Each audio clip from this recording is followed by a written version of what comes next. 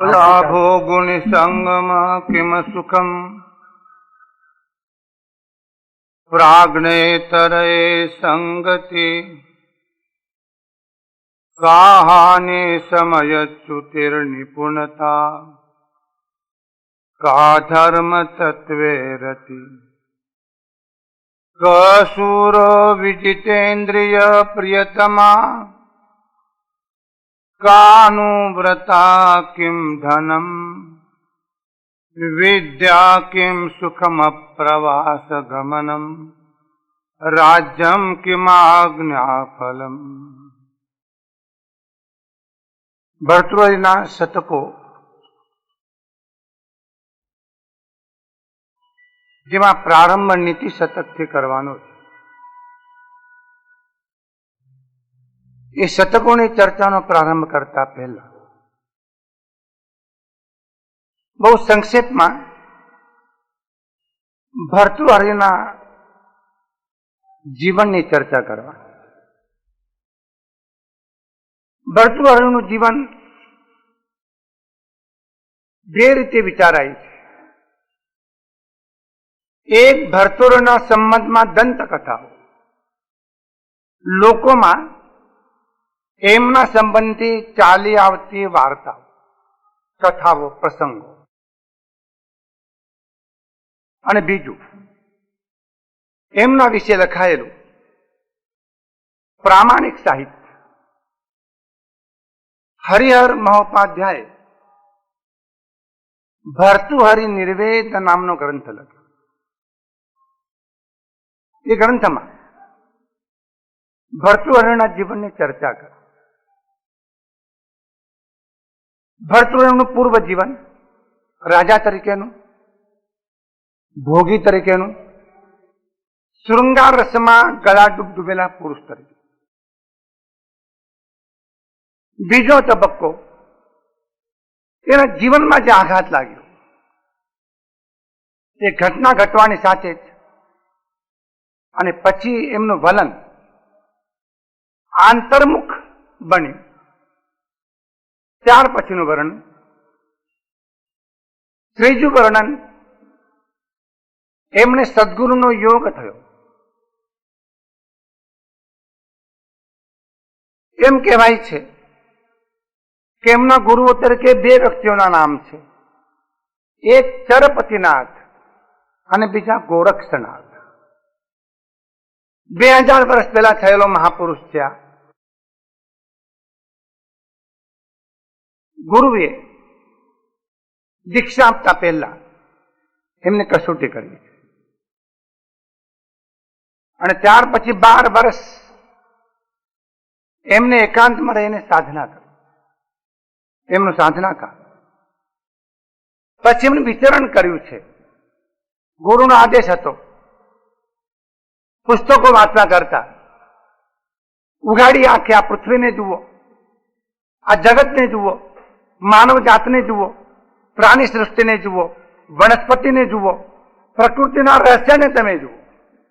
માત્ર પુસ્તકો વાંચવાથી જ્ઞાન મળતું નથી. ઉઘાડી આંખે સમગ્ર બ્રહ્માંડના દર્શન કરવાની કળા માનવીની પાસે જોઈ. એ તમે જુઓ, એમાંથી બોધ મળશે. ભર્તૃહરિના શતકોમાં ઘણા શ્લોકો જે આવે છે એ સીધા શ્લોકો નથી. એવું નથી કે ભર્તૃહરિ લખવા બેઠા છે ને શ્લોકો રચ્યા છે. બનાવો બન્યા છે જીવનમાં, અને બનાવો પછી એમને પોતાની અનુભૂતિ વ્યક્ત કરી છે. એમાંથી આ શ્લોકો આવ્યા છે. એક પ્રસંગ એવો આવશે આગળ કે રત્નના માટે બે યુવાનો લડી મર્યા ભર્તૃહરિની સામે જ.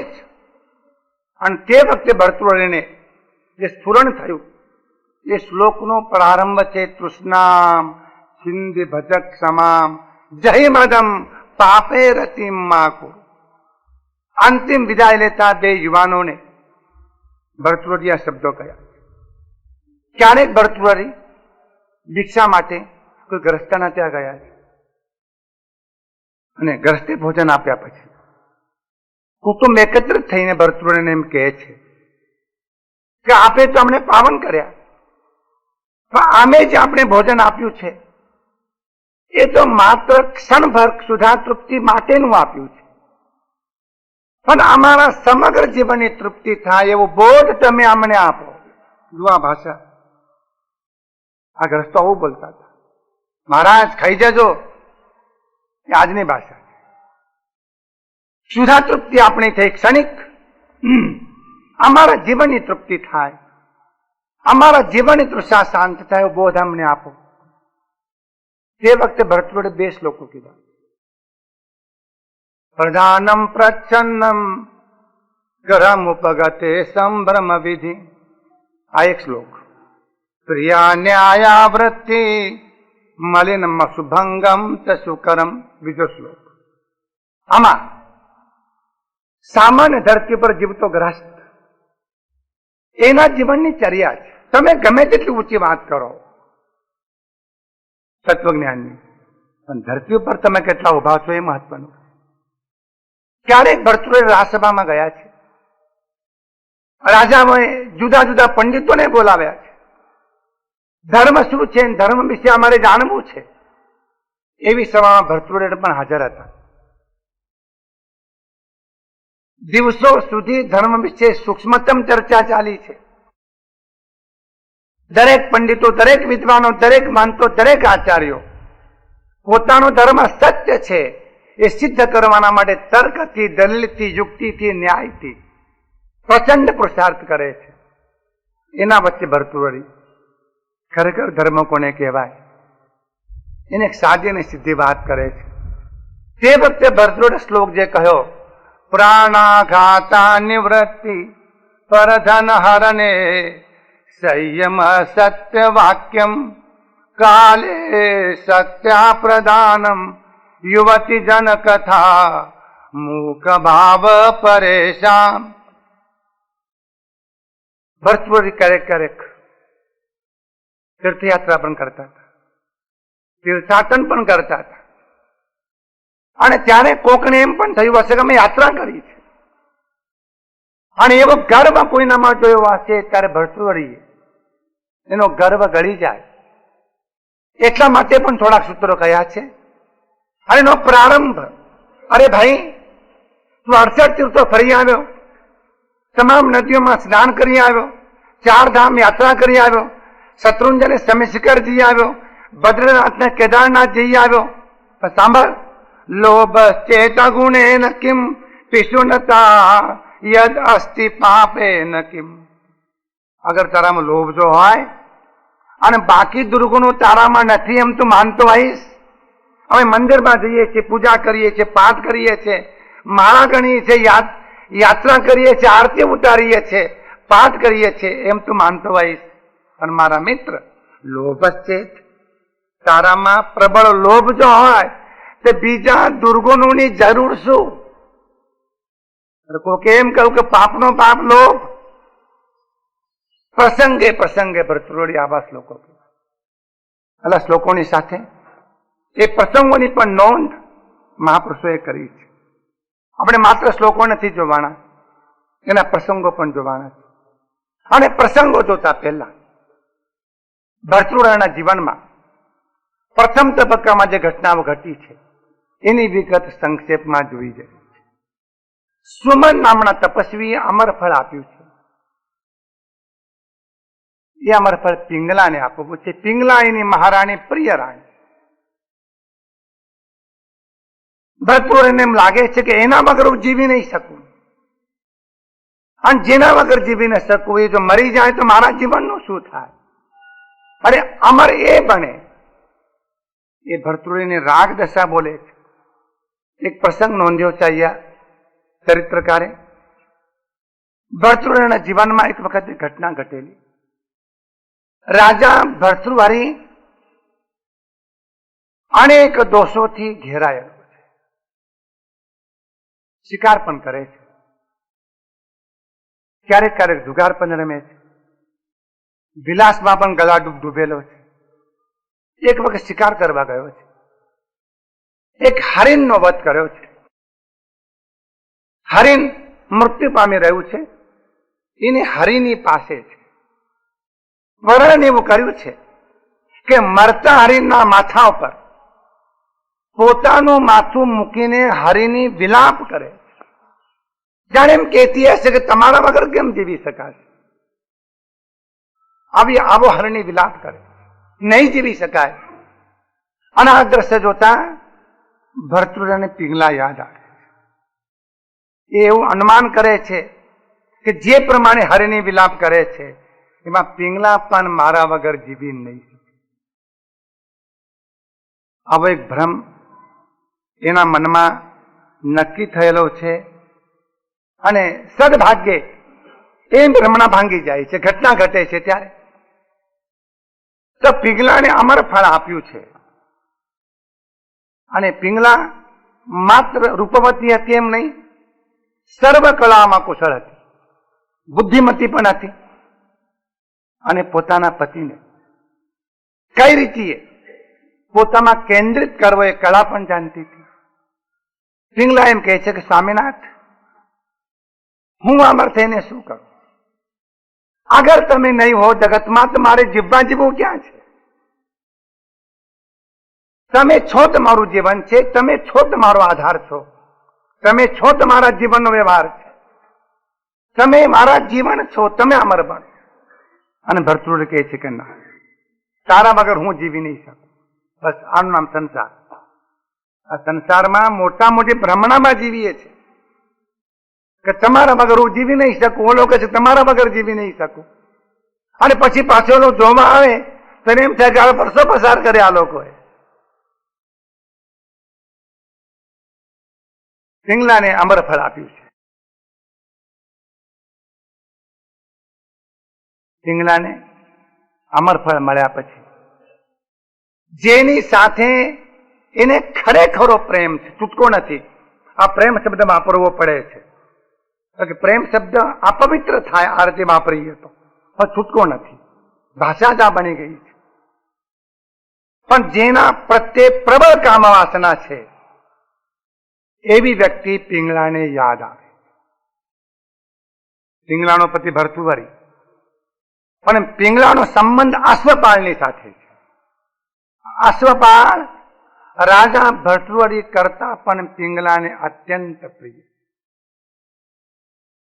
સંસાર ઘણો વિચિત્ર છે. સંસારની ઘટનાઓ જયારે ઘટે છે ત્યારે આશ્ચર્ય થયા વગર રહેતું નથી. એક ઠેકાણે ભર્તૃહરિએ કહ્યું છે કે આ સંસારને મારે અમૃતમય કહેવો કે વિસ્મય કહેવો ન જાણામી. હું નિર્ણય નથી કરી શકતો આ સંસારને વિસ્મય કહેવો કે અમૃતમય કહેવો. જે ભર્તૃહરિ પિંગલા વગર જીવી શકતો નથી એ પિંગલા અશ્વપાળ વગર જીવી શકતી નથી. એનું કેન્દ્ર અશ્વપાળ, ભર્તૃહરિનું કેન્દ્ર પિંગલા, એને પટરાણી, પિંગલાનું કેન્દ્ર અશ્વપાળ. નિર્ણય કરે છે પિંગલા ફળ મારે નથી ખાવું, મારે અશ્વપાળને આપવું છે. અને અનુકૂળ તક મળતા ફળ લઈને અશ્વપાળ પાસે પિંગલા પહોંચે અને કહ્યું કે અશ્વપાળ, ભર્તૃહરિએ અત્યંત પ્રેમથી મને આ અમર ફળ આપ્યું. એ બિચારો જાણતો નથી કે મેં મારું હૈયું કોને આપ્યું છે. ભર્તૃહરિને ખબર નથી. આ પિંગલા અશ્વપાળને કહે છે અને એને મને અમર ફળ આપ્યું છે, પણ તારા વગર હું જીવી નહીં શકું, મને અમર તું થા. અશ્વપાળને પિંગલાએ અમર ફળ આપ્યું. બહુ મહત્વની વાત. અશ્વપાળને ગામની ઉજ્જૈનીની એક નર્તિકાની સાથે પરમ પ્રગાઢ સ્નેહ છે. શોકથી ફરતી ફરતી ક્યાં જાય છે જુઓ. એના માટેનું કેન્દ્ર છે ગામની નર્તિકા, સુંદર નર્તિકા. અશ્વપાળ જે કંઈ મેળવે છે બધું નર્તિકાને આપી દે છે. પિંગલા માત્ર સાધન છે અશ્વપાળનું ધન મેળવવાનું, અને ધન મેળવીને રાજી કરવાની છે નર્તિકાને. ભર્તૃહરિ પિંગલાને રાજી રાખવા કોશિશ કરે છે, પિંગલા અશ્વપાળને રાજી રાખવા કોશિશ કરે છે, અશ્વપાળ નર્તિકાને રાજી રાખવા કોશિશ કરે. કોણ કોનાથી રાજી રહે છે ભગવાન જાણે. સંસારમાં તો આમ જ ચાલે છે. એ નર્તિકા પ્રત્યે પ્રગાઢ આસક્તિ છે. અને આશ્ચર્યની વાત તો એ છે કે પિંગલા જેવી મહારાણી એનામાં આસક્ત હોવા છતાં એના મનમાં એનું મૂલ્ય નથી. એને મૂલ્ય નર્તિકાનું છે. ગણિકા સામાન્યતઃ વેશ્યા પ્રત્યે કરનારી સ્ત્રી અશ્વપાળ ગણિકાની પાસે જાય છે અને કહું કે દેવી, તારા માટે અદ્ભુત ભેટ લાવ્યો છું. કોઈ પણ પ્રેમીએ પોતાની સ્ત્રીને આવી ભેટ નહીં આપી. એવી કઈ ભેટ? કયું ઘરેણું? ઘરેણું નહીં, જેને ખાધા પછીમાં તો ક્યારે પણ ન મરે એવી એક વસ્તુ હું લાવ્યો છું. અમરફળ એ ગુણિકાને આપી છે. અને ગણિકાની પાસે અમરફળ જયારે આવ્યું ત્યારે એને વિચાર આવ્યો કે મારે ક્યાં જીવવા જેવું છે, મારે ક્યાં જીવવા જેવું છે. હું તો મારા દેહને વેચીને જીવન જીવી રહી છું. થોડાક સુખની ખાતર, ધનના લોભની ખાતર મને રૂપ મળ્યું છે, મને યૌવન મળ્યું છે, મને સૌંદર્ય મળ્યું છે, એનો વેચી રહી છું પૈસાથી. મારે જીવવા જેવું નથી. આ ધરતી ઉપર જીવવા જેવું જો હોય તો ભર્તૃહરિએ જીવવા જેવું છે. કારણ કે મહારાજા છે, એ પ્રજાનો પાલક છે, એ પ્રજાનો રક્ષક છે, એ પ્રજાના ભલા માટે જીવે છે. ટીકાકારે અને ચરિત્રકારે લાલ લીટી મારીને ઉલ્લેખ કર્યો છે કે ભર્તૃહરિમાં વ્યક્તિગત જીવનમાં વિલાસી હતો, કામ વાસનામાં ડૂબેલો હતો, પણ છતાં એ પોતાના કર્તવ્યને ચૂકેલો નથી. પ્રજા પ્રત્યેનું પોતાનું કર્તવ્ય નિષ્ઠાપૂર્વક અદા કરતો. એટલે સમગ્ર પ્રજા ભર્તૃહરિના જીવનની ઝંખતી ઈચ્છતી. પ્રજાના સુખમાં, પ્રજાના દુઃખમાં ભર્તૃહરિ ભાગ લેતો અને પોતાની સંપત્તિ માત્ર પોતા માટે ન વાપરતા, એ પ્રજાના ભલા માટે વાપરતો હતો. આ એક સારો મુદ્દો ટીકાકારે નોંધ્યો છે. આવો હતો ભર્તૃહરિ. લોકો એમ ઈચ્છતા હતા કે ભર્તૃહરિ સતાયું બાબા એ 100 વર્ષ જીવે, એ 1000 વર્ષ જીવે, એનું રાજ્ય અમર રહે, એ સતત રાજ્ય કરતો રહે. કારણ ભર્તૃહરિ રાજા તરીકે શ્રેષ્ઠ રાજા. એક સૂત્ર ભર્તૃહરિ કહેવાના છે, અમે સદાચારી માણસ એને કહીએ છીએ કે જેના ફાળે આવેલું કર્તવ્ય પ્રામાણિકપણે અને પૂરેપૂરી શક્તિ વાપરીને અદા જે કરે છે એને અમે શીલ સંપન્ન પુરુષ કહીએ. તમે પતિ હો, તમે પત્ની હો, તમે પુત્ર હો, તમે શિક્ષક હો, તમે આચાર્ય હો, તમે ઉદ્યોગપતિ હો, તમે વેપારી હો, તમે ઓફિસર હો, તમે ડોક્ટર હો, તમે વકીલ હો, તમે સાહિત્યકાર હો, તમે લેખક હો, તમારા ફાળે આવેલું જે કર્તવ્ય પિતા તરીકેનું, પુત્ર તરીકેનું, પત્ની તરીકેનું, વેપારી તરીકેનું શ્રેષ્ઠ રીતે અદા જે કરે એને અમે શીલ સંપન્ન પુરુષ કહીએ. ભર્તૃહરિનું આ સૂત્ર છે. નર્તિકાને એમ થયું મારા જીવનમાં શું ભલી વાત છે. જરૂર શ્રેષ્ઠ નર્તિકા હતી, પણ એને ભાન હતું હું પૈસાના જોડે જીવું છું, સૌંદર્યના જોડે જીવું છું અને દેહને વેચી રહી છું. મારે જીવન વખાણવા જેવું નથી, વખાણવા જેવું જીવન તો ભર્તૃહરિ. અને આવું અમાર ફળ મને પ્રાપ્ત થયું છે તો મારે ખાવા કરતા અને હું અમર થવું એના કરતા રાજા ભર્તૃહરિને શા માટે ના આપે? આટલો બધો મોટો ઘોટાળો થવાનો છે એ નર્તિકાને ખ્યાલ નહીં હોય. અને એક દિવસ નર્તિકા પ્રાતઃકાલમાં રાજા ભર્તૃહરિની સભામાં આવે છે. નર્તિકા તો હતી, એનું સન્માન હતું, એના પ્રત્યે આદર હતો, એ કળાના કારણે આદર હતો. રાજાને વંદન કરે છે, કહે છે કે મહારાજ મને એક વસ્તુ અનુપમ અપૂર્વ વસ્તુ મળી છે, હું આપણે ભેટ આપવા. રાજાને આનંદ થયો કે નરસિકા મને ભેટ આપવા આવી છે. મારે આપણી પાસે કઈ લેવું નથી, મારે આપણે ભેટ આપવી છે. અને શ્રેષ્ઠતમ ભેટ કદાચ આ જિંદગીમાં આપણે કોઈએ પણ નહીં આપી હોય એવી આ ભેટ છે. એવી કઈ ભેટ છે? અને અમર ફળ કાઢીને રાજાના ચરણોમાં મૂક. અને જોતા બેચ જ ભરતૃને એમ થાય છે કે અમર ફળ ફરી ફરીને આવી ક્યાંથી આવ્યું, આની યાત્રા ક્યાં ક્યાં કરી. ભરતૃના જીવનમાં ટ્રાન્સફોર્મેશન જે થયું, ભરતૃના જીવનમાં પરિવર્તન જે થયું, ભરતૃની ચેતનામાં આમૂલાગ્ર પરિવર્તન જે થયું, એમાં ભાગ ભજવનાર ઘટના એ નર્તિકાએ ભેટમાં આપેલું અમર ફળ. રાજાને ફળ મળે અને અમર ફળ જોતાની સાથે જ ભરતૃને ભ્રમ પણ થયો અને વિસ્મય પણ થયો. વિસ્મય એટલે આશ્ચર્ય, ભ્રમ એટલા માટે કે મેં જે ફળ આપ્યું છે એ જ આ ફળ છે કે આની કઈ કોપી છે, કે બનાવટી ફળ છે કે એ જ ફળ. અને આશ્ચર્ય પણ થયું કે એ જ ફળ જો હોય, મેં તો પિંગલાને આપ્યું છે અને પિંગલાને હું બેજણા જાણીએ છે, આની પાસે કેવી રીતે આવ્યું? ના બને આ વાત. અને રાજા ભરતૃહરિએ આ બાબતની ઊંડી તપાસ કરી. આજે જેમ જીપીસી તપાસ કરે છે એના કરતા સમિતિ નથી બની તે વખતે રાજા એકલા તપાસ કરે. આ બન્યું કેવી રીતે? સૌથી પ્રથમ પિંગલાને પૂછ્યું, દેવી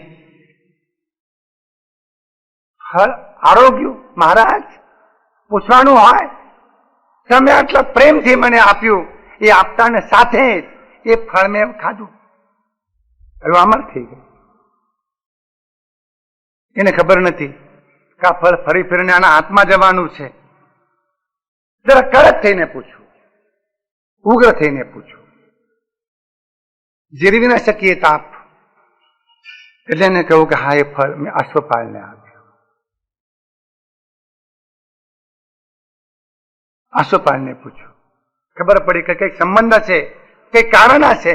એટલે અમારું ફળ જેવી ચીજ મેં પિંગલાને આપીને પિંગલા એને આપે, હું અમર થવું, એના બદલે અશ્વપાલ અમર થાય, એવી પિંગલાની ઝંખનાની પાછળ કોઈક રહસ્ય હશે. અશ્વપાલને પૂછ્યું. અશ્વપાલનું ગજું નતું. એને કહ્યું, મહારાજ મને જે શિક્ષા આપ્યો આપજો, જે દંડ આપવો એ આપજો, મારો અપરાધ તો છે જ. માત્ર પિંગલાનો અપરાધ છે, મને મારો પણ અપરાધ. મેં આપનો દ્રોહ કર્યો છે, મેં આપણો વિશ્વાસઘાત કર્યો છે, મેં આપણી સાથે પ્રપંચ મેં કર્યું છે, મેં દગો કર્યો છે, હું સ્વીકાર કરું છું. પિંગલાએ સ્વીકાર નથી કર્યો, અશ્વપાલે સ્વીકાર કર્યો. અશ્વપાલે કહ્યું કે મને મળેલું ફળ મેં નર્તિકાને આપ્યું છે.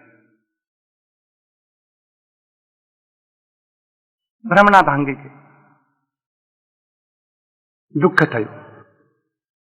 અને તે વખતે ભરતૃહરિએ પોતાના ઉદ્ગારો કાઢ્યા. સંસ્કૃત સાહિત્યમાં આ શ્રેષ્ઠ શ્લોક. યામ ચિંતયામિ સતતમ મયી સા વિરક્તા. આ વેદના જુઓ, અદ્ભુત શ્લોક છે. યામ ચિંતયામિ સતતમ મયી સા વિરક્તા સાપ્યન્યમિચ્છતિ જનમ સજનોન્યસક્ત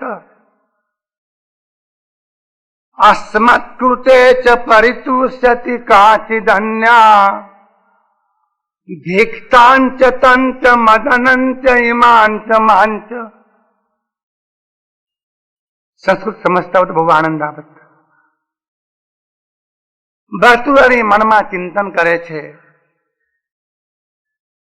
યામ ચિંતયામિ સતતમ. હું 24 કલાક મારા મનમાં જેનું ચિંતન કરું છું, જેનો વિચાર કરું છું, ભગવાનનો નહીં, પરમાત્માનો નહીં, સત્પુરુષનો નહીં, હું પિંગલાનું ચિંતન 24 કલાક મનમાં કરું. શબ્દો યામ ચિંતયામિ સતતમ, સતતમ, સતત, કોન્સ્ટન્ટ, નિરંતર હું જેનો વિચાર કરું છું. સા, સા એટલે પિંગલા, મય વિરક્તા, એ મારાથી વિરક્ત છે. સંસારમાં આમ જ છે, તે બ્રહ્મણામાં ન રહેશો, આ સંસાર આવો જ છે. યામ ચિંતયામિ સતતમ, હું 24 કલાક જેનું ચિંતન કરું છું. સા, એ પિંગલા મય વિરક્તા, એ મારાથી વિરક્ત છે. એ વળી બીજા કોકમાં લાગેલી છે. અને આશ્ચર્યની વાત, મારી પિંગલા એ જેનામાં લાગેલી છે, એવો જ અશ્વપાળ સાપે અન્ય મિચ્છતિ જન્મ, એ અશ્વપાળને ઈચ્છે છે. પિંગલા અશ્વપાળને ઈચ્છે છે. સાપી અન્ય મિચ્છતિ જન્મ, એટલે પિંગલા અન્ય પુરુષને ઈચ્છે છે. એક વાક્ય પહેલું, હું સતત પિંગલાનું ચિંતન કરું છું, પિંગલા મારાથી વિરક્ત છે અને એ બીજા પુરુષને ઈચ્છે છે. સજન્મ, અને ઓલો માણસ, જન્મ શબ્દ આપણો, ઓલો માણસ અન્ય સક્ત, એ બીજામાં આસક્ત છે, નર્તિકામાં. સજનો અન્ય સક્ત, બીજામાં આસક્ત છે. અને મહત્વની વાત, અસ્મત તે પરિતુષ્યતિ કાચી ધન્ય, અમે અમારા જીવનમાં જે કંઈ કરીએ છીએ, સારું કરીએ છીએ, એનાથી પિંગલા તો રાજી નથી, અશ્વપાળ તો રાજી નથી, કાચી ધન્ય કોક રાજી, અમારા ઘરના કોઈ રાજી નથી અમારા કામથી. મોટા ભાગે આવું જ હોય છે. ઘરમાં બળદિયાને જેમ મહેનત કરીએ, ઘરના રાજી નહીં, એ રાજી બહારથી, બહાર. કાચી ધન્ય, આસમત તુતે જ પરિતુષ્યતિ કાચી ધન્ય, અમે અમારા જીવનમાં જે કંઈ પણ સારું કરીએ છીએ, કર્તવ્ય બજાવીએ છીએ, એથી તો બીજા રાજી છે. બીજા એટલે આ નર્તિકા રાજી છે. એ નર્તિકાએ મને ફળ આપ્યું. કેવા દેવો, ધિક્કાર હો, ધિક, ધિક્કાર હો, ધિક્કાર હો. તામચ, એ નર્તિકાને પણ ધિક્કાર હો, એને મને ફળ આપ્યું. તંચ, અશ્વપાળને પણ ધિક્કાર હો. શબ્દો જુઓ, તામચ એટલે નર્તિકાને ધિક્કાર હો, તંચ અશ્વપાળને પણ ધિક્કાર હો. હિમાંચ, આ અમારા પિંગલા દેવી, वो तुम्हें लहरमा होते आम कहता हो, અમારા આ પિંગલાજી રાત દિવસ ચિંતન જેનું કરીએ છીએ, હિમાંચ, આ પિંગલાને પણ ધિક્કાર હો, અને માંચ, અને મને પણ ધિક્કાર હો. હું ભોગો, સાદી ભાષામાં મને ભાન ન રહ્યું. 24 કલાક જેને પાછળ ગાંડો તુરવો હતો, એ મારાથી વિરક્તો સમજી ન શક્યો. કેટલી કુશળતા હશે પિંગલામાં, હૃદયમાં તલભાર સ્નેહ નથી જેના ફરતે. એવા ભર્તૃવર્ણને એને ચેનચાળા કરીને, નાટક કરીને કેવો વશ કર્યો હશે કે ભર્તૃવર્ણ એવો માનતો થયો કે પિંગલા મારા વગર ક્ષણભર પણ જીવી નહીં શકે, અને સતત ચિંતન કરતો. પણ ખરેખર કહેવા દો, નર્તિકાને પણ ધિક્કાર હો, અશ્વપાળને પણ ધિક્કાર હો, પિંગલાને પણ ધિક્કાર હો, અને મને પણ ધિક્કાર હો. પણ ખરેખર તો ધિક્કાર હો મદનમ ચ, આ કામદેવને ધિક્કાર હો, આ કામ વાસનાને ધિક્કાર હો. ખેલ તો બધું એનો. બહુ આનંદ આવશે. શ્લોક ફેર ગાઈએ. યામ ચિંતયામિ સતતમ મયી સા વિરક્તા, સાપ્યન્યમિચ્છતિ જનમ સજનોન્યસક્ત. હવે સમજાશે. અસ્મત્કૃતે ચ પરિતુષ્યતિ કાચિદન્યા, ધિક્તામ ચ તંચ મદનંચ ઇમાંચ માંચ. પાંચને ધિક્કાર કર્યા. નર્તિકાને ધિક્કાર, અશ્વપાળને ધિક્કાર, પિંગલાને ધિક્કાર, મને ધિક્કાર, અને આમને બધાને નચાવનાર, આખા સંસારને નચાવનાર આ કામ વાસનાને પણ ધિક્કાર. આખું જગત નાચી રહ્યું. આ જગતને નચાવનાર બળવાન કામ છે. ભગવાન કૃષ્ણે ગીતામાં કહ્યું, અર્જુન કામ એસ ક્રોધ એસ રજોગુણ સમુદ્ભવ માસનો મહાપાપમાં વિધ્યેનમ ઇહ વૈરીનમ. બહુ મજાનું સૂત્ર છે. જાન અર્જુન ઓળખી લે, તું યુદ્ધના મેદાનમાં ઉભો છું, પણ તારી સામે જે ઉભા છે તારા દુશ્મનો નથી. ઇહ વૈરીનમ, તારા અંતરમાં જે રહ્યા છે એ દુશ્મનોને તું ઓળખી રે. કામ એસ ક્રોધ એસ રજોગુણ સમુદ્ર. આ કામાગ્નિ એમ કહેવું છે કે આગ જયારે લાગે છે ત્યારે બંબાઓ બોલાવીએ છીએ, પાણી છાંટીને આગ ઓલવીએ છીએ, પણ દરિયામાં એક આગ લાગેલી છે જેનું નામ છે વડવા નળ. એ દરિયામાં 24 કલાક બળે છે અને દરિયા વચ્ચે હોવા છતાં દરિયાનું પાણી એ વડવા નળને ઓલવી શકતું નથી. મહાપુરુષોએ કહ્યું છે કે આખા જગતમાં આ કામ વાસનાની પ્રચંડ આગ લાગી છે, એ ઓલવી શકાતી નથી. આ પ્રચંડ આગ લાગી છે. આ બનાવ બન્યો. બીજો હોત શું કરત ખબર નથી, આપણે હોત અને શું કરત ખબર નથી. કોમ્પ્રોમાઇઝ, આપણા માટે કોમ્પ્રોમાઇઝ, બાંધછોડ કરત હોય ચાલે, ન ભાવ. પણ આ ઘટનાથી ભરતૃને આઘાત લાગ્યો. 30 વર્ષની ઉંમર છે ભરતૃની. આ ઉંમરે ઘટના ઘટી. ભર યુવાની છે, ભર યુવાની. ચારે તરફ ભોગના પદાર્થો પાથરેલા છે, એના વચ્ચે આલોટી રહ્યો છે આ યુવાન. આઘાત લાગ્યો છે. અને એક રાત્રે ઉજ્જૈનીના રાજમહેલમાંથી કોઈને પણ કહ્યા વગર ને કોઈને પણ પૂછ્યા વગર પહેરેલા કપડે ભર્તૃહરિ નીકળી ગયા. ક્યાં જવું છે નક્કી નથી, શું કરવું છે નક્કી નથી, કોની પાસે જવું છે નક્કી નથી, પણ મનમાં 3 બાબતો છે. વિષાદ છે મનમાં, ઘેરો વિષાદ.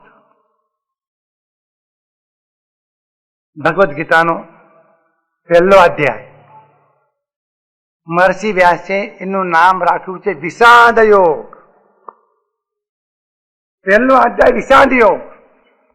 પ્રારંભ વિષાદથી થાય અને વિષાદ યોગ્ય માર્ગે જો વળે તો એને પ્રસાદની પ્રાપ્તિ થાય, અને યોગ્ય માર્ગે જો ન વળે તો અવસાદની પ્રાપ્તિ થાય. 3 શબ્દો સમજી લો: વિષાદ, પ્રસાદ અને અવસાદ. અવસાદ એટલે જીવનમાં પ્રચંડ હતાશા. અવસાદ જીવવા જેવું નથી. જે લોકો મરતા હશે, આપઘાત કરતા હશે, મારવાનો વિચાર જેમને આવતો હશે, જેમને જીવન સૂનું સૂનું લાગતું હશે, જેમના મનમાં વ્યથા થતી હશે ને વ્યાકુળતા થતી હશે અવસાદના કારણે, એ હતાશા છે. આજના મનોવૈજ્ઞાનિકો એમ કહે છે, હવે 21મી સદીમાં જેને વાર નથી, 21મી સદીમાં ડોક્ટરોની પાસે ને મનોવૈજ્ઞાનિકોની પાસે અગર કોઈ પણ શબ્દ વારંવાર બોલવા જેવો જો રહેશે તો એ શબ્દ છે હતાશા, ફ્રસ્ટ્રેશન, અવસાદ. વિષાદમાંથી અવસાદ આવે છે. અવસાદ જેને આવ્યો એ ખોઈ બેસે, જીવન ખોઈ બેસે, જીવનનું સત્વ ખોઈ બેસે, જીવનનો આનંદ ખોઈ બેસે. પણ વિષાદમાંથી જેનું વલન આધ્યાત્મ તરફ થયું, પરમાત્મા તરફ થયું, ભક્તિ તરફ થયું, જ્ઞાન તરફ થયું, ધ્યાન તરફ થયું, યોગ તરફ થયું અને મંગલ તરફ થયું, એને જીવનમાં પ્રસાદની પ્રાપ્તિ. પ્રસાદે સર્વ દુઃખાનામ હાનિર અસ્યોપજાયત. આ પ્રસાદ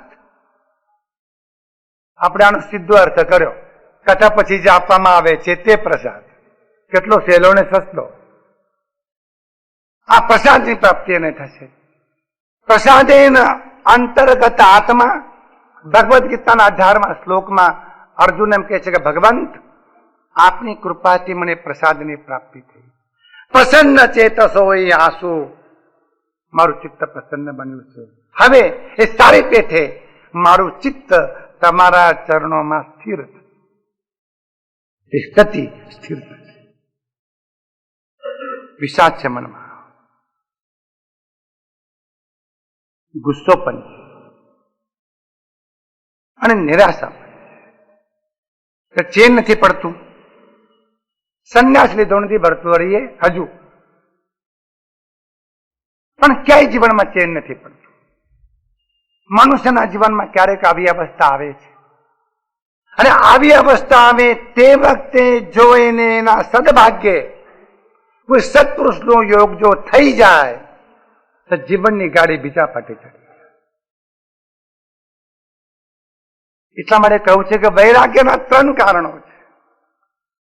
એક કારણ પૂર્વજન્મના સંસ્કાર, પ્રીતિ પૂર્વજન્મની, ભક્તિ અભાવની, તેને મળે ભગવાન. ચૈતન્ય મહાપ્રભુ 28 વર્ષની ઉંમરે પોતાની પ્રિય પત્નીને ત્યાગ કરીને ચાલી નીકળ્યા. ભગવાન બુદ્ધ 28 વર્ષની ઉંમરે ઊંઘથી પોતાની પત્નીને પોતાના પુત્રને ત્યાગીને ચાલી નીકળ્યા. પ્રીતિ પૂર્વજન્મ, પૂર્વના સંસ્કાર. અથવા જીવનમાં કે પ્રચંડ દુઃખની ઘટના ઘટી જાય, દુઃખરંગ આપણે બાકાત છીએ એમાંથી, હવે પ્રૂફ છે, દુઃખથી પ્રૂફ છીએ. ગમે તેવું દુઃખ આવે ને મન મારી લઈએ, હોય સંસાર તો આવો જ હોય ને, એમ કરતા કરતા ગભરાવો. આપણે ગભરાવનારા છીએ, જીવનારા નથી. દુઃખરંગ. અને ત્રીજું સાધન કઈક સત્સંગ. 3 થી વૈરાગ્ય થાય. કા સત્સંગ, કા દુઃખનો રંગ, કા તો પૂર્વજન્મનો સંસ્કાર. ભરતુહરીના જીવનમાં આ દુઃખનો ઘા લાગ્યો છે. સંન્યાસ લીધો નથી, જાય છે, બસ જ્યાં રસ્તો મળે ત્યાં જાય છે. જતા જતા સેંકડો માઇલ ચાલ્યા પછી એક વનમાંથી ભરતુહરી પસાર થઈ રહ્યા છે. આ ભરતુહરીના જીવનના પ્રસંગોને બરાબર સમજી લેજો. તેના શતકોને સમજવામાં આપણને આનંદ આવશે. જંગલમાંથી પસાર થતી વખતે એક વૃક્ષ નીચે એક પુરુષ બેઠા છે. પ્રસન્ન મુદ્રા છે, શાંત અવસ્થા છે, પાસે કમંડળું છે. કમંડળોમાં શીતલ જલ છે, બેસવા માટે નાનકડું આસન છે. પણ જોતા રહે એમ લાગતું હતું કે દુનિયાનો કોઈ મોટો બેતાજ બાદશાહ બેઠો છે. એ પ્રસન્નતા, એવી કુમારી, એવો આનંદ. આનંદ ગંજે કહ્યું છે, આશા મારી આસન ધરી ઘટ में आज जाप जपावे ब्रह्मरंद्र मधी आसन पूरी भाई आनंद घन पद पावे आ બધું ક્યાં સોવે તન મઠ में. જેને બ્રહ્મણા દર્શન કર્યા છે એના જીવનમાં આનંદ રહેલાય છે, એના જીવનમાં આનંદ રહેલાય છે. જેમ બારે મેં ઠાંગા થઈને વરસે અને જેમ પાણી રહેલાય છે એમ બ્રહ્મનો આનંદ રહેલાય છે. અને આનંદ રહેલાય છે જેના જીવનમાં એને પ્રસન્નતાનો અનુભવ થાય છે. એ પ્રસન્ન પુરુષ ત્યાં બેઠો છે. અને ભર્તુહરી વિષાદગ્રસ્ત હૃદય લઈને આમની પાસે આવે છે. એનું નામ ચરપતિનાથ. આ પુરુષનું નામ ચરપતિનાથ. જંગલમાં બેઠા છે. ચરપતિનાથની પાસે ભર્તુહરી આવે છે, વંદન કરે છે. કોઈ દિવસ સંતની પાસે બેઠા નથી, સમય જ નતો. સંસારના રંગરાગમાં ગળાડૂબ ડૂબેલો એ સંતોના ચરણોમાં બેસી ન શકે, સતનું શ્રવણ કરી ન શકે, એ નામ સંકીર્તન કરી ન શકે, એ પરમાર્થની વાર્તા સાંભળી ન શકે. પહેલો દિવસ, પહેલો પ્રસંગ, પહેલી પળ, પહેલી ક્ષણ કોઈ નિરાત્મને સંતના ચરણોમાં એ બેઠો છે અને સંત નિરીક્ષણ કર્યું. નિરીક્ષણ કરીને ચરપતિનાથ કહે છે, હે પુરુષ, જોતા તારા લક્ષણો જોતા આ રાજ્ય ખોયા પછી રખડતો થયેલો તું કે રાજ પુરુષ હોવો જોઈએ. શબ્દ સમજાય છે? રાજ્ય ખોયા પછી રખડતો બનેલો કોઈ રાજ પુરુષ હોવો જોઈએ. તારા ચિત્તમાં જોતા વિષાદથી તું ઘેરાયેલો છે. અને પછી ચરપતિનાથ જે વાત કરે છે એ બુદ્ધિથી પર વાત છે, એ તર્કથી પર વાત છે, એ અક્કલથી પેલી પારની વાત છે. ચરપતિનાથ એમ કહે છે કે ભર્તૃહરિ, તારા હૃદયમાં જે કારણથી વિષાદ છે, વિષાદ તારે કરવા જેવો નથી. કારણ તું તારા પૂર્વ જન્મને જાણતો નથી. અગર તારા પૂર્વ જન્મને તું જાણતો હોત તો તને આ વિષાદ થાત નહીં. અને તને એમ થાત કે આનું જ નામ જગત, આનું જ નામ સંસાર. અને ભરતુર એમ કહે છે કે મહારાજ, રગ પકડીશ તમે મારી, વિષાદનો પાર નથી. અને પછી ચરપતિનાથે કહ્યું કે હું જોઈ રહ્યો છું કે તારા જીવનમાં આવી એક ઘટના ઘટી છે અને એના કારણે તારામાં વિષાદ થયો છે ને રાજન, પણ તું તારા પૂર્વ જન્મને જાણતો. અને આ વખતે ચરપતિનાથ ગત જન્મની ઘટનાનો ઉલ્લેખ કરે.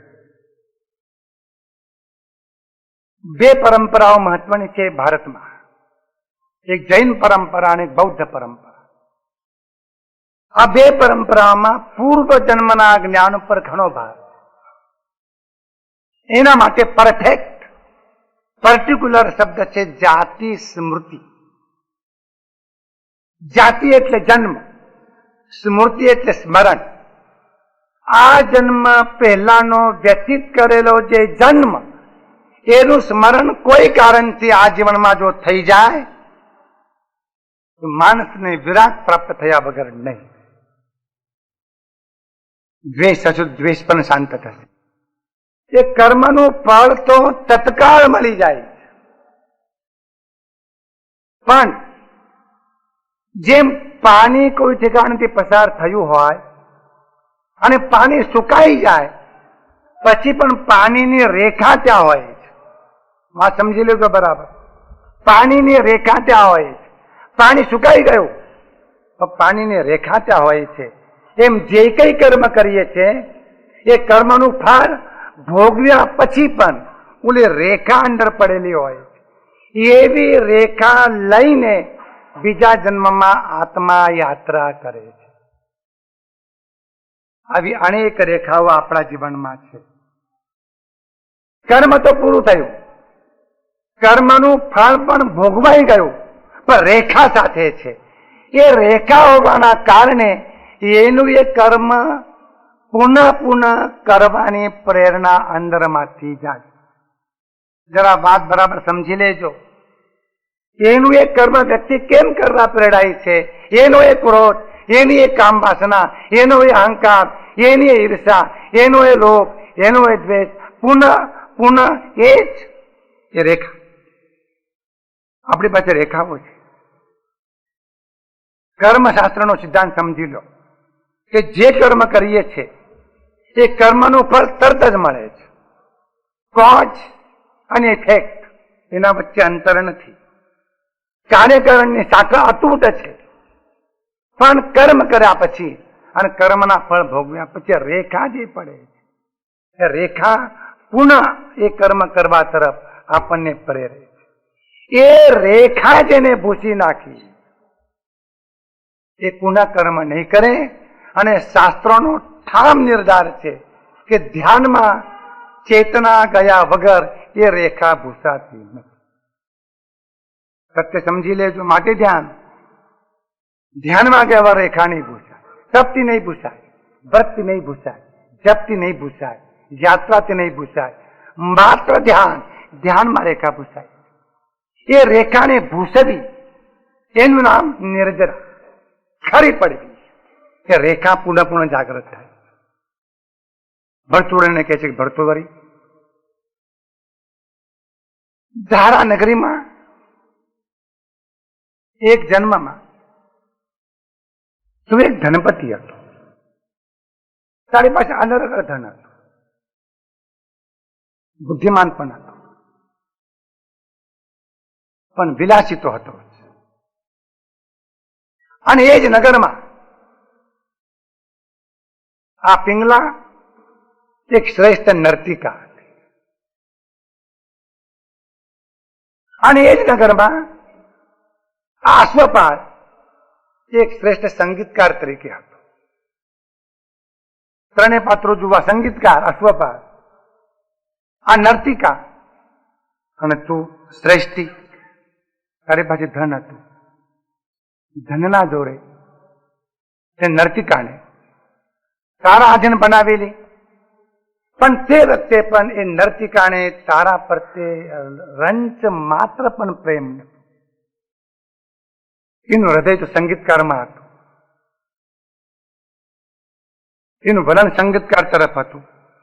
પણ સંગીતકારને નર્તિકા મળી શકતી નથી ને સંગીતકાર નર્તિકાને મળી શકતો નથી. વચમાં તું હતો અને તારી પાસે તારો પૈસાનો જોર હતો. અને પૈસાના જોડે તો એના પર આધિપત્ય જમાવીને બેસેલો. પરિણામે તારામાં અહંકાર પણ હતો અને સંગીતકાર પ્રત્યે તને ઈર્ષા પણ હતી. બહુ સીધો નિયમ. આજે કોઈની ઈર્ષા કરશો તો આવતીકાલ તમારી ઈર્ષા કરનારો કોઈ ધરતી ઉપર જન્મશે. પછી એમ ન કહેશો કે મારી ઈર્ષા આ કેમ કરે છે. તો એ એક જ ગણિત મેળવજો કે ઈર્ષા કરી હશે માટે ઈર્ષા કરે છે. આજે અહંકાર કરશો તો ક્યારેક તમારી સામે અહંકાર કરીને ટકરાનારો માણસ મળી આવે. નર્તિકાએ સંગીતકારને મળવાનું વચન આપ્યું છે, મળી શકતા નથી. અને નર્તિકાના વિરહમાં એ સંગીતકારનું મૃત્યુ થયું. અને મરતી વખતે એનું ચિત્ત નર્તિકામાં. યમ યમ ભાવમ સ્મરણ વાપી ત્યજન અંતે કલેવરમ. આ કલેવર એટલે શરીર. મરતી વખતે જે ભાવમાં દેહને છોડશો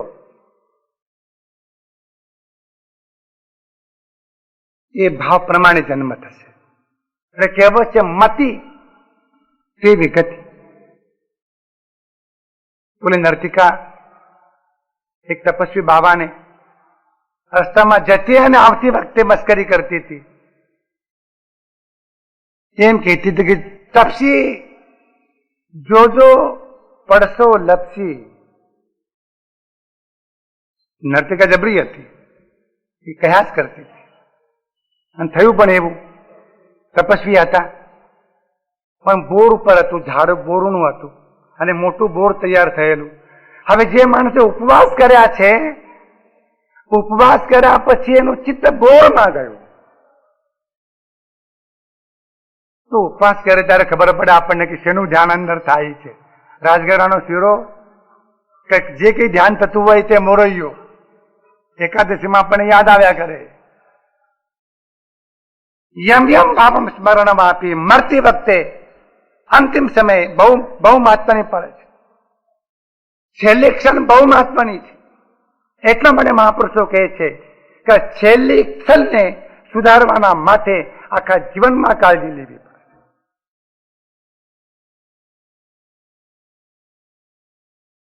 સારામાં સારો શણગાર પહેરતા આવડે છે એ બતાવવાની પળ કઈ છોકરા માટે અને છોકરી માટે એક જ. ઓલો વરઘોડે ચડે ત્યારે અને ઓલે બાયરામાં બે ત્યારે જેટલો એ દિવસે શણગાર જે પહેર્યો હશે અને જેવી રીતે પહેર્યો હશે એ જિંદગીમાં બીજી વખત એવો શણગાર એ છોકરી પહેરવાની નથી અને એવો ડ્રેસ આ છોકરો પહેરવાનો નથી. પછી તો બધા એનાથી નીચે ઉતરતા, કારણ કે એ દિવસ પ્રદર્શનનો છે, બતાવવાનું એ દિવસે. છેલ્લી ક્ષણ બહુ મહત્વની છે, જાળવજો. એના માટે આખું જીવન જાળવવું પડશે. છેલ્લી ક્ષણે વલોપાત કરે છે સંગીતકાર. આ સંગીતકાર એ આજનો અશ્વપાત છે, વલોપાત.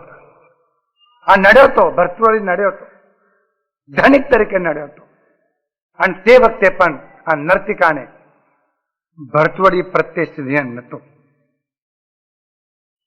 રાજન એ શ્રેષ્ઠી, એ આજનો ભરતુઆરી, એ નર્તિકા એ આજની પિંગલા, અને સંગીતકાર આજનો અશ્વપાલ આ ધરતી પર ફેર ચોકઠું ગોઠવાયું. બસ આ ચોકઠા છે આપણા જીવનમાં, આ પ્રકારના ચોકઠા છે. રાજા, હવે મહત્વની વાત, તારે ક્રોધ કરવાની જરૂર નથી. સીધે ક્રોધ કરે છે તું ભાઈ. આ સ્વાભાવિક ઘટના ઘટી છે જીવનમાં, તું નથી જાણતો માટે તને ક્રોધ આવે. આ જન્મને પણ તું જાણતો નથી અને ગત જન્મને પણ જાણતો નથી, માટે તું ક્રોધ કરે છે. જાણતો તું ક્રોધ ન કરત. આ સાંભળતાની સાથે જ ભરતુઆરીને આશ્ચર્ય થાય છે, ઉભો થાય છે, ચરપતિનાથના ચરણોમાં મસ્તક મૂકે છે. ધન્યવાદ પ્રભુ. પણ મારા હૃદયમાં આ સળગેલો પ્રચંડ વૈરનો અગ્નિ હજુ પણ શાંત થયો નથી. ચરપતિનાથ કહે છે કે હવે તું જા. જ્ઞાની પુરુષોની ખૂબી છે, કોઈને પકડતા નથી. વિગત રજૂ કરે તું જા. અને ત્યાંથી ચરપતિનાથ પાસેથી ભરતુઆરી નીકળે છે અને પુનઃ પ્રવાસનો પ્રારંભ થાય છે. અને રસ્તામાં એક દિવસ અચાનક ગોરખનાથનો ભેટો ભરતુઆરીને થાય. હરિહર ઉપાધ્યાયનું આ ભરતુઆરી નિર્વેદ નામનું ચરિત્ર છે. તમને જરૂર નથી વાંચવાની, મને પણ જરૂર નથી વાંચવાની. પણ ભરતુઆરી શતકો જયારે વાંચવાના નક્કી થયા ત્યારે ચરિત્ર મળી આવ્યું સંસ્કૃતમાં. લખનાર હરિહર ઉપાધ્યાય એમને લખ્યું કે આમ ફરતા ફરતા ફરતા અચાનક ગોરખનાથ નો ભેટો થાય છે. એમ કહેવાય છે કે ભરતુઆરીના ગુરુ ગોરખનાથ, એમના ચરણે દીક્ષિત થયા છે ભરતુઆરી. ગોરખનાથ પણ અદભુત પુરુષ છે. આ બધા પુરુષો અદભુત છે, જ્ઞાની પુરુષો છે. તમે તર્ક દોડાવશો નહીં, તમારી બુદ્ધિ લડાવશો નહીં. આ બુદ્ધિના પેલી પરની ઘટનાઓ છે. ભરતુઆરી આવ્યો છે, ગોરખનાથની પાસે બેઠો છે અને ગોરખનાથ પથ્થર પર બેઠા છે. સામે એક શિલા છે, જોડે કમંડલું પડ્યું છે. ભરતુઆરીના આવતાને સાથે જ ગોરખનાથ ઉભા થાય છે અને પોતાનું કમંડલું પથ્થર ઉપર પછાડે છે. એના કટકે કટકા થાય અને કટકે કટકા થયા પછી જોરથી પોક મૂકીને ગોરખનાથ રડે છે. શું લાગે છે તમને કહો? નાના બાળક જેવી વાત છે ને. અને ભરતુઆરી બહુ ડાયો છે કે મહારાજ રડશો ને, આ તો કમંડલું તૂટે એમાં નવાઈની વાત શું? ભરતુઆરીને થયું કે હજુ અંદર બધું ઓલવાઈ નથી ગયું, થોડુંક તો જાગતું છે. ગોરખનાથ કહે છે કે ના, તું ગમે તેમ કરીને આ કમંડલું તું મને શાંતિ આપ.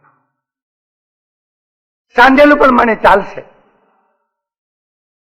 મહારાજ ગમે તેવો કારીગર નાનુભાઈ જેવો હશે, તો પણ કમંડોલું સાંધી નહીં શકે. કેવી રીતે સાંધે? નહીં સાંધી શકાય. તો રાજન, હવે પિંગલા અને તારું હૃદય પણ સાંધી નહીં. મહાપુરુષોને બોધ આપવાની રીત જુઓ. નહીં સાંધી શકાય, દિલ નહીં સાંધી શકાય, દિલ તૂટ્યા. અને તે વખતે ગોરખનાથને ભરતુડે કહે છે કે પ્રભુ, આપ મારો સ્વીકાર કરો. જ્યાં સુધીમાં સ્વીકાર કરો આવો શબ્દ મુખમાંથી ન નીકળે ત્યાં સુધીમાં ગુરુ એના જીવનમાં દખલગીરી કરતા નથી. શિષ્યત્વનો પ્રારંભ, હે પ્રભુ આપ મારો સ્વીકાર કરો અને દીક્ષા આપો. ગોરખનાથ કહે છે કે ભર્તૃહરિ, સમય પાક્યો નથી. હજુ તારામાં ઘણી કચાશ છે, અને જ્યાં કચાશ છે ત્યાં ખટાશ છે. ખટાશ છે ત્યાં ગુરુ શિષ્યની સંધિ થઈ શકતી નથી. ક્યારે થશે પ્રભુ? એક સૂત્ર કહે છે ભર્તૃહરિ, જ્યારે તારા અંતરમાં પ્રગટ થયેલો પ્રચંડ ક્રોધનો અગ્નિ શાંત થશે અને એમાંથી પ્રગટેલી સંતાપની પ્રચંડ જ્વાળાઓ જ્યારે શમી જશે અને તારા અંતરમાં પ્રગટ થયેલો વૈરનો અગ્નિ જ્યારે બિલકુલ ઓલવાઈ જશે ત્યારે તારામાં પાત્રતા આવે. કેમ કરવાથી થશે પ્રભુ? તો ગોરખનાથ એમને ઉપાય આપે છે. સાંભળ્યું હશે તમે, ઘણા ગાયું પણ હશે કે ભર્તૃહરિ પાછા આવે છે પિંગલાની પાસે, હાથમાં જોડી છે, ભગવા વસ્ત્ર પહેર્યા છે, ગળામાં રુદ્રાક્ષની માળા છે, અને આવીને ભર્તૃહરિ ગાય છે કે ભિક્ષા દ્યોને મૈયા પિંગલા. આ રાવણ હાથ તો વગાડનારા માણસો આવું ભજન ગાતા હોય. કઈક એને મળતી ઝલક આ ભર્તૃહરિના જીવનમાં થાય. આવતીકાલે આ વાત. ગોરખનાથ પહેલું કામ કરશે, એના હૃદયમાં સળગેલી જ્વાળાઓને શાંત કરે. અને શાંત કરવા માટે તત્વજ્ઞાનની પ્રેક્ટિકલ, થિયરી નહીં પ્રેક્ટિકલ, તત્વજ્ઞાનની ચર્ચાની પ્રેક્ટિકલ. પ્રેક્ટિકલ એ કે ભર્તૃહરિને એ પુનઃ પાછા પિંગલા પાસે મોકલવાના અને એમ કહેવાના છે કે જ્યારે તારા હૃદયમાંથી, તારા રોમ રોમમાંથી મા પિંગલા એ શબ્દ પ્રગટ જ્યારે થશે ત્યારે તું મારા માટે પાત્ર. આવી વાત ભર્તૃહરિને કરવાના છે. જોઈએ ભર્તૃહરિ શું કરે છે અને કેવી અગ્નિ પરીક્ષા થાય છે. કદાચ 2 દિવસ આ ચરિત્રમાં જશે અને 2 દિવસ પછી નીતિ શતકનો પહેલો શ્લોક. જ્યારે ભર્તૃહરિ પાછા આવે છે ગોરખનાથની પાસે, તે વખતે ભર્તૃહરિ ગોરખનાથની પાસે થોડાક પ્રશ્નો મૂકે. તે પ્રશ્નો આ પ્રમાણે, આજે શ્લોક બોલી લઈએ છે ચર્ચા પછી. કો લાભો ગુણસંગમ કિમ સુખમ પ્રાજ્ઞેતરે સંગતિ કાહાની સમયચ્યુતિ નિપુણતા કા ધર્મ તત્વે રતિ કસૂરો વિજિતેન્દ્રિય પ્રિયતમા કાનુવ્રતા કિમ ધનમ વિદ્યા કિમ સુખમ પ્રવાસ ગમનમ રાજ્યમ કિમાજ્ઞા ફલમ.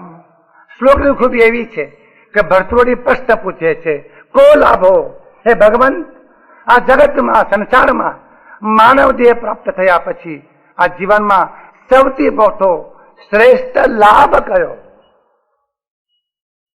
આવો પ્રશ્ન પૂછવાનો. એનો જવાબ ગોરખનાથ આપવાના છે. એ પહેલી પ્રશ્નોત્તરી ગોરખનાથ અને ભરતૃહર વચ્ચે થયેલી એ શ્લોકથી નીતિ શતકનો પ્રારંભ થાય છે. ગોરખનાથ ભરતૃહરને જે કંઈ કહેવાના છે, જે પાઠ આપવાના છે, આવતીકાલે